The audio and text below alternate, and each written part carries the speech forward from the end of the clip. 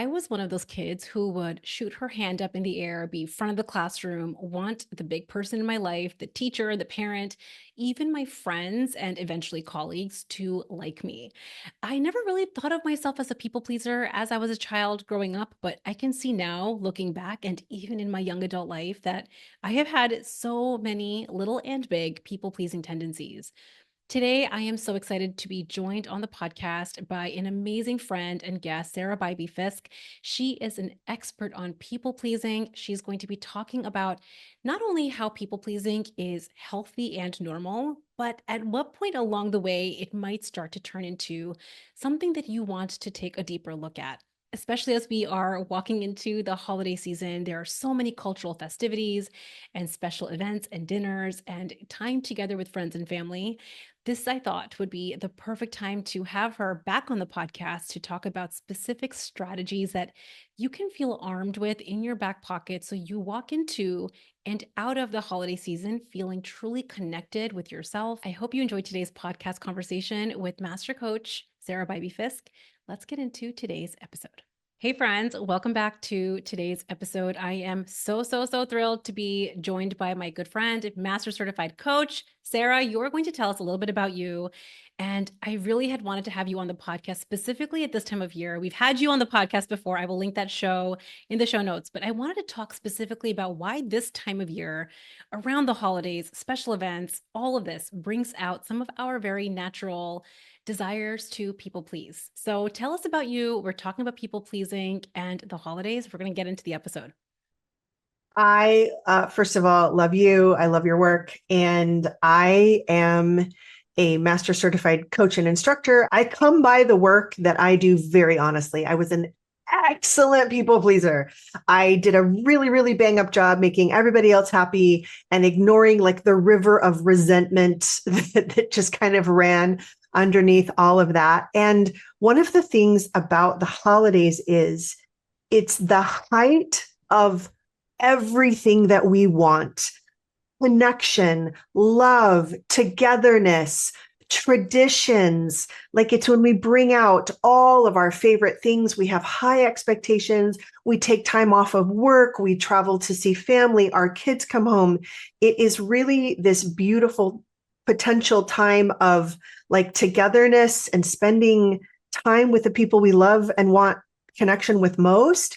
But the flip side of that, or kind of the other facet of that, is it's also the height of all of our expectations. For women, especially, we end up feeling like we are in charge of putting on this celebration for the people in our lives, or we are in charge of meeting the expectations of the people that we love. And it can cause some real problems. Yeah, I think, what I've seen with my clients and with myself is it's the time of year that feels like it should be the most, I'm going to say should be the Yeah. most joyous, but it's also filled with the most disappointment and the most discouragement and this like mismet expectations, and it creates a lot of heartache, I think, in a lot of scenarios. So before we get into specifically the holidays, I'm just kind of curious on your take. We talk about people pleasing on the podcast. I did a whole series on fawn as one of our stress cycle responses and how it's so normal for us to have this fawn response. But I'm curious about how you would describe where people pleasing comes from for women, especially for these like smart professional women where logically, like Yeah. I know I'm not meeting my own needs here. I'm not meeting my own expectations. Why do you think it is that we still come back to this very automatic reflex? It is because it is programmed biologically in us since birth.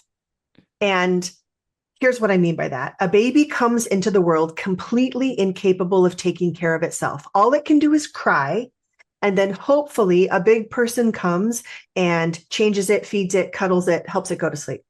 And so in the mind of a baby that doesn't even understand yet that it is a separate being from the big people, they understand, okay, I do something, I cry, and someone comes, hopefully, right? That doesn't always happen, but usually there is some big person that comes to take care. And so they form a bond with that big person. And then that big person becomes the center of their survival needs, because the job of every baby, the job of every I mean, I have 22-year-old twin boys. I'm still waiting for them to be like totally independent. Who knows when that actually happens? The jury's still Right. out. But Right. until we are completely capable of meeting our own needs, our job is to win the care of bigger, more capable adults in every scenario that we're in: home, school, church, sports. So if you think about that biological imperative to win the care of bigger, more capable adults, we do that by pleasing them. If a Mm. baby smiles, what does everybody in the room do? Oh my gosh, the baby's smiling, so cute. And then the baby learns, oh, they like that. And they do it more. They wave, they clap their hands, all in response to what the big people like. And there the pattern is set. And it is actually essential and good. You and I are here today because we were very good people pleasers. We That's right. won the care and the Yep. attention and the affection and the help of bigger, more capable adults.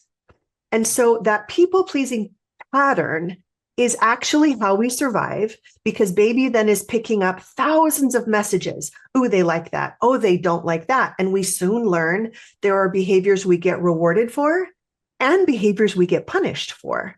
We get punished with separation, with an angry tone, with various forms of punishment, but it is clearly delineated in baby, then toddler, then young child's mind.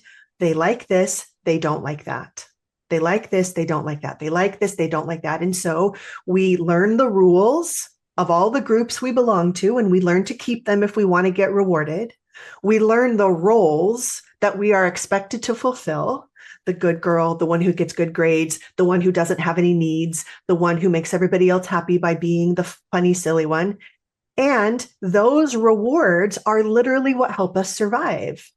So it is programmed in every single human to please, to get the care that they need. This is so good. So, I mean, for those of you that are listening, if you're feeling like, "Ooh, she's describing me to a T," it just goes to show that you're not alone in this. Like, Oh, I this is love that. It's everyone. so Yeah, yeah. important. Like, I really love to start with validating. If you identify as someone that has met kind of what Sarah was just talking about, it's because it has been rewarded behavior. I still remember back, I mean, first and second grade were my best years. I was like teacher's pet, raising the hand, and I still remember Miss Block, and then I went to her wedding and she became Mrs. Davis. I mean, she's my favorite teacher to this day. I still remember how I would feel on the inside when I Oh, would yeah. rate, like my hand would be like shooting up, and she would call on me, and I could see the smile on her face, like a twinkle, what I would assume a twinkle in her eye. I'm like, oh, she likes me. She approves of me. She thinks I'm smart. Yeah. And at least for me, and I think, this is the overachiever part of my A plus gold star, driver, is that was where I think I got a lot of my worth and value was, oh, she likes me. She thinks I'm smart. That person thinks I'm funny. And this wasn't just with teachers. This was, of course, with the big people, but also with peers, with friendships. We've talked about this offline. I definitely have called myself a people pleaser in the past because I wanted people to like me. And I think what for me, and I'm curious what you think about this, is it kind of came at this cost of I didn't learn the skill at a young age of how to like myself, how to validate myself, how to create safety and connection for myself.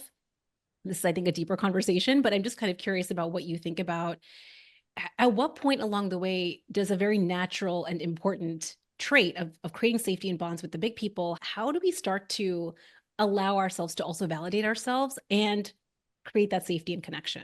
I just want to say, usually, and I'm sure you hear this as well, we get women in their like 30s, 40s, 50s, 60s who are like, what is wrong with me? Why can't I stop doing this? I know up here in my head that this behavior, it penalizes me. I feel held hostage by it. Why can't I stop? And I just want to say, take a deep breath, because we all want people to like us. That is a universally human trait, and we need people to like us. We have diagnoses for people who actually don't care if anybody likes them. And right, Right, it's like right, narcissist and right. psychopath and those, We right? don't want to be that, guys. It's okay. Yeah, yeah, So yeah. if you want people Right. to like you, you are absolutely normally human, because we are made to exist in loving, connected relationships and communities. That is how we thrive. That is how humans do best. And so there's nothing wrong with you. Absolutely nothing. The only problem, and actually, I'll go so far as to say, people pleasing has a healthy role in relationships. If you and I, and we are friends, Priyanka, I dropped what I was doing this morning I know. to record this with you because I love you and I I know. Like, wanted please, to Sarah, please you. today. Please. Yeah, I know. no, Yeah, but you're I did right. it without a second thought Right. because, and it wasn't that, it was just some back office stuff, but Yeah. it was because I want to please you. I want you to know that Right. I'm interested in you. I Mm, want to contribute to your success. I want mhm. to have a responsive and reciprocal relationship with you, and that is good. Right. The problem happens when no one teaches us to be self connected and make decisions not from worry or fear that you will be mad at me, that you will not like me anymore, but Mm, real reasons of wanting to be in a good relationship. So let me restate that a different way. The fact that we want people to like us and we want to please people is not a problem. The problem is when we don't know how to disappoint other people when that is what is best for us. When we don't know mm, how to set a boundary and maintain it, when that is what will keep us safe or be what is best for us. It's when we don't know how to not people please. mm. That's the problem. Yes. Okay. So this is actually, I'm thinking of so many examples where I've seen this with my clients and, of course, with myself, as is the case for, I think, anyone that has these people pleasing tendencies that are dialed up maybe a little bit higher on the notch. Kind of what I'm hearing you say is a little bit of an all or nothing approach where we assume that if we're people pleasing and if we want to create that connection, we're doing something out of love, maybe our connection for someone, it's healthy and normal. But then that comes at this cost of not knowing how to set a boundary or not knowing how to disappoint someone. And I think that that's actually one of the lies maybe that our brain has offered to us, which is if I disappoint this person or if I set a boundary and say no, or if I hold my values above what maybe somebody else might want me to do, that means I am being rude. That means that I'm a bad person, or I'm not a good enough mom, or I'm not a good enough neighbor, or a good enough friend. So how do you really think about allowing these two things to be true at the same time, where we can have the desire for connection and love and people please some of the people in our life while holding the boundary? Because I can see a lot of people like, well, if I say no, I'm being rude, or I'm not being a good friend, or I'm not being a good mom or colleague. First of all, I just want to acknowledge like that programming is true.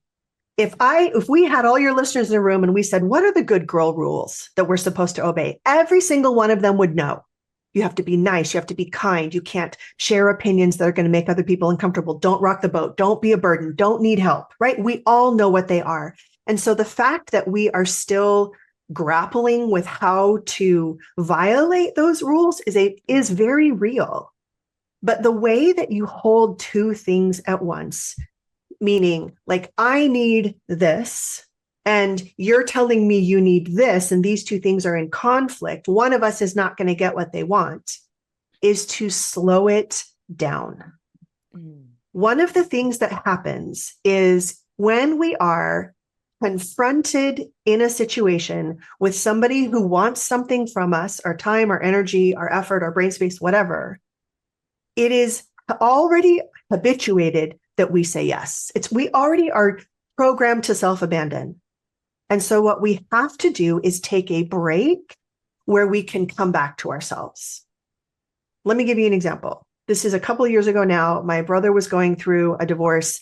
His soon-to-be ex-wife had been very unkind to me in a number of family situations. And while I could understand her pain, it felt very unfair and very painful for me. I was hosting Thanksgiving. He wanted to bring her to my house. And so he's on the phone with me and he just says, so and so will be there. And my instinct was to feel this tension and this like, what in my body. mm. And so before I just kind of let him get away with that, because that's another thing we do, we just don't speak up, we don't say anything. Right. I said, you know what? I'm going to need to think that through and I'm going to need to call you back. So I took a pause. Mm, I recommend that everybody have a phrase in their back pocket that they have memorized to give themselves this pause. Like, oh, hey, that's interesting.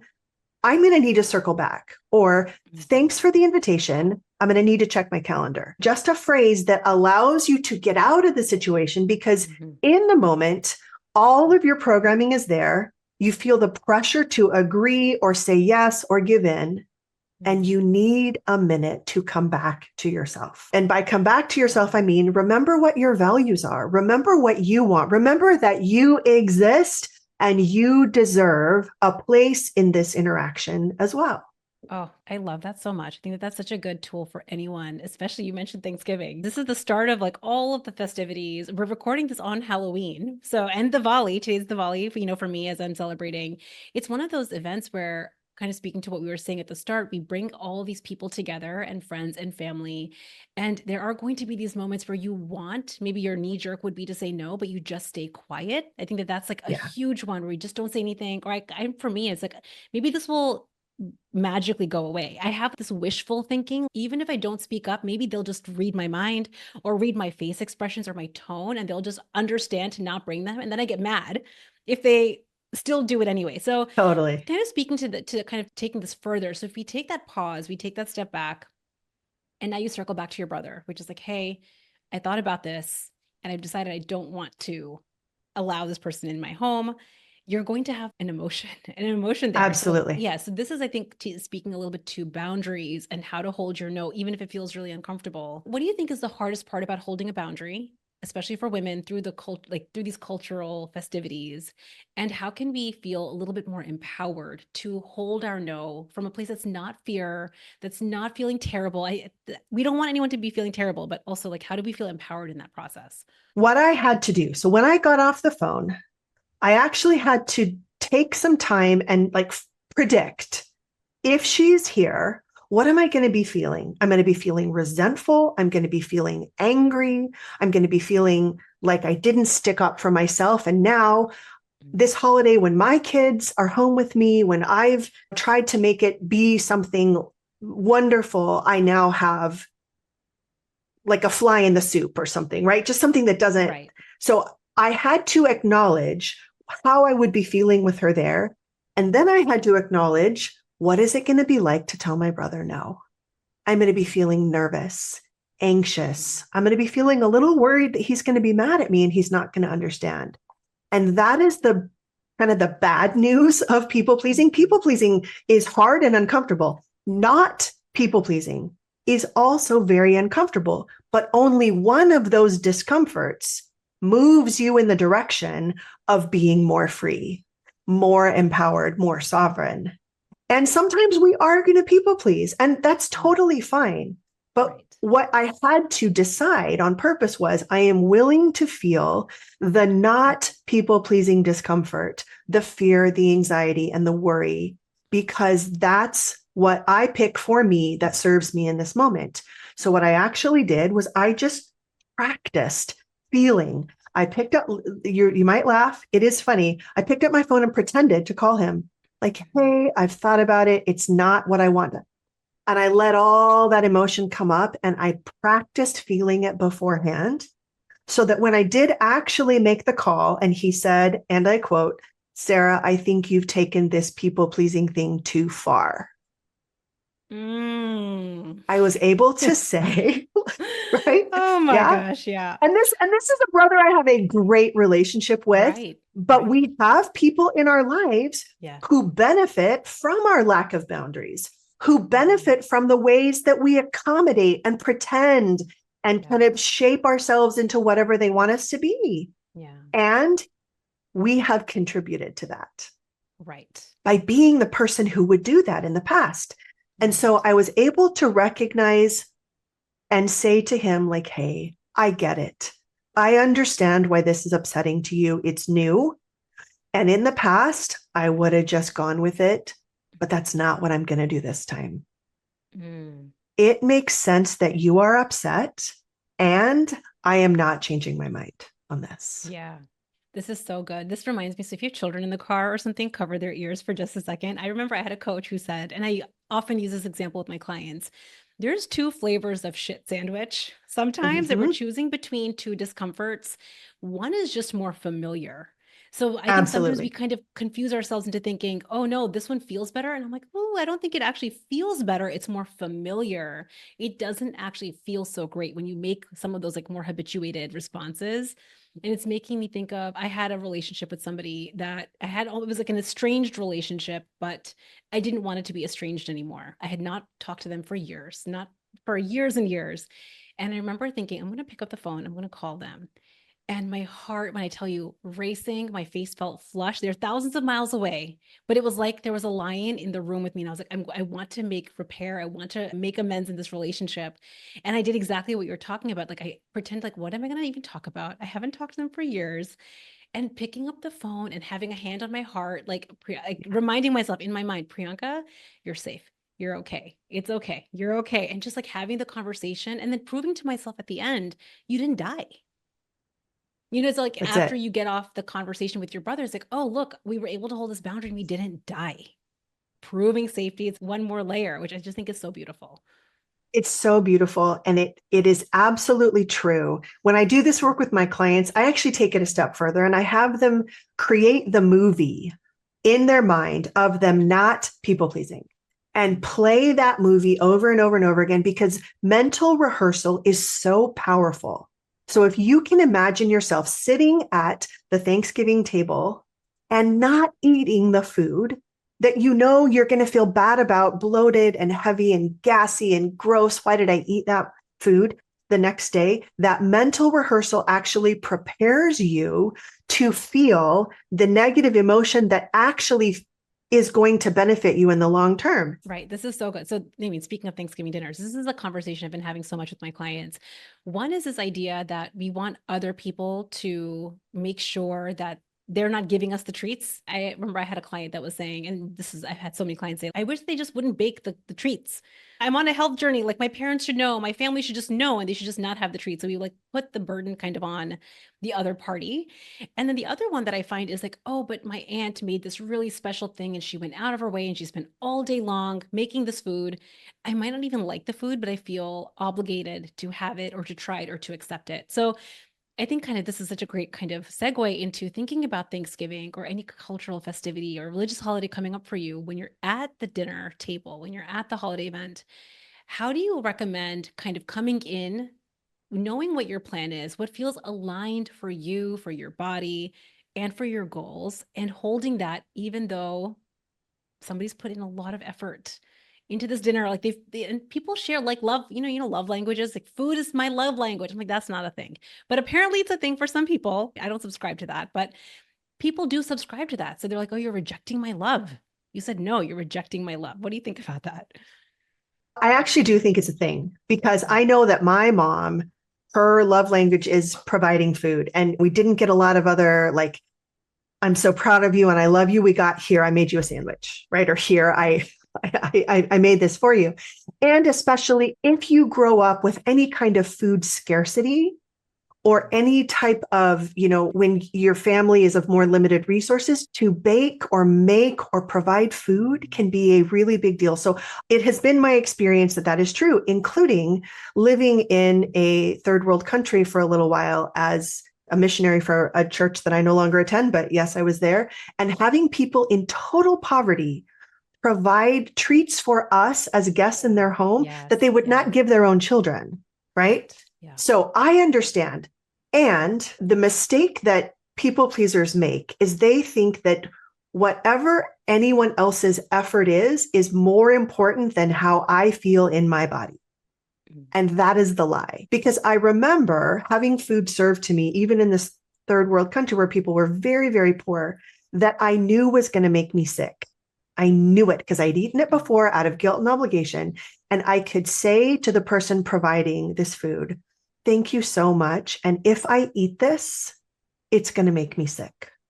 Mm. And they would say, oh, well, I don't want you to eat it then. Mm. Let's have something else. And so I think it's the same approach that I took with my brother, saying, I understand that this is going to be upsetting for you. I get that. I really feel and I see why that's the case, truly and genuinely.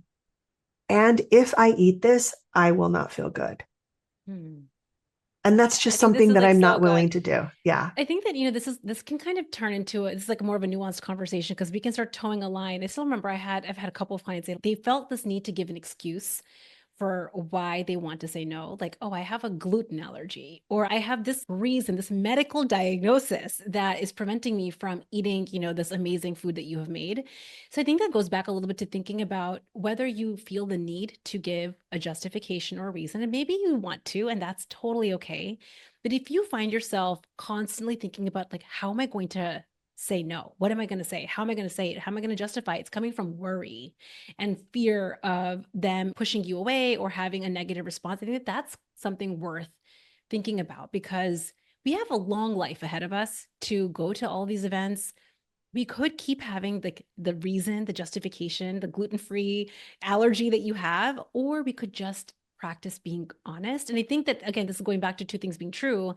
We can be honest and still receive their love. I think as I went to India, this is just cultural, but definitely in India at my, in my family's homes, all of my cousins, my aunts and uncles, when I tell you the spread is next level. It's like the appetizers and then the main food, and then there's something afterwards. And then if you go to the next aunt or uncle's house, it's again. So it's not like we're just lunch and dinner. It's lunch one, and then lunch two, and then lunch three. And if you say no, you can see in their face there's a little bit of an offense. There's a little bit of this like, oh, you're not eating anything? Like, how could you not? So there's a cultural piece to this, but also what I had to, and this was my best teacher, I had to really practice saying it's not going to feel good for me. So it's almost like it is a reason, but it's not this made up lie that I didn't feel good about. And I had to practice it. And it was really, this one flavor of shit sandwich. It was hard to say no Yeah. and to Yeah. hold it. But imagine going on a trip and coming back weight neutral. This is how you would do it. Here's a couple things that come to mind. Like, number one, if we know that we are going into this situation, we can let people know beforehand Mm. that there is a different dynamic. If I show up to my mom's and she makes a bunch of pies, I could tell her, Mom, I just want to let you know beforehand, you put so much effort into these pies. Because of how it makes me feel, I'm not going to be having any this year. I can prepare her ahead of time for what is going to be different. That's one thing. Number two, I've always been a little bit stymied by people who say like no is a complete sentence because sometimes Yeah, it is yeah, yeah. technically, and in some cases that's completely appropriate. But Right. when this is a relationship that is important to us that we want to keep, Mm. I think we do need to have a little bit more sensitivity to the fact Yeah. that relationships are reciprocal and responsive to each other. And so to bear a little bit more of our soul, our Mm-hmm. tenderness of like, I am really trying to feel better in my body. Mm. And this food is going to be the opposite of that for me. I really appreciate your love. But what I want you to know is that I receive your love no matter what food you serve me. I know Yeah. you love me and I love you, separate and apart from food.